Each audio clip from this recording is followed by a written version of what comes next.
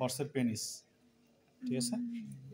এটা এই যে সিনক্রেজ হয়ে গেছে, এটা পিউপিউস, এটা হচ্ছে প্রিপিউস।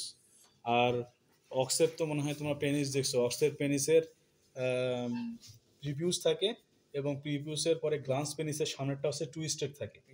টুইস্টেড মানে কাগজ আছে না, কাগজটা মোড়াইলে কিরকম হয় মাথাটা, ভাঁজ হয়ে যায় না, তেমনি গ্লান্স পেনিসের মাথাটা তোমার এইরকম এইরকম স্ক্রু মতো আর কি, টুইস্টেড, বুঝতে পারছো?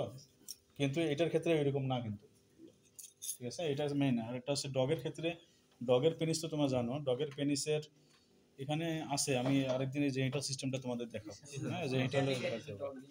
ডগের পেনিসে একটা বৈশিষ্ট্য হচ্ছে যে ওদের অস পেনিস থাকে, হ্যাঁ অস পেনিস থাকে, এবং দেখবা যে মাথাটা একটু কার্ভ সুচালো, ঠিক আছে থাকে, এবং বালবাস গ্ল্যান্ডিসটা তোমার এই বা এই গ্লান্স পেনিসের দুই সাইডে কিন্তু থাকে, যার কারণে এটা মনে হয় যে এর মাথাটার উপরের দিকটা একটু তোমার একটু কি হয়, একটু রেইজ থাকে, উঁচা থাকে, আর সামনের অংশটুকু কি থাকে, পয়েন্টেড থাকে।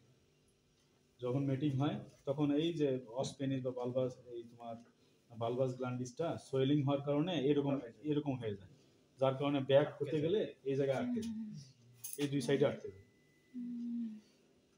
যখন ইজাকুলেশন হয়ে যায়, ইজাকুলেশন হওয়া পর্যন্ত, তখন আস্তে আস্তে যখন মাসেল রিল্যাক্সেশন হয়ে যায়, তখন আস্তে আস্তে একটা সিঙ্কেজ হয়ে যায়, তারপরে এটা চলে আসে। হ্যাঁ, তো এটা তাহলে আমি পরে দেখাই, আপাতত যেগুলো দেখানো হলো এগুলো তোমরা ইয়া করো।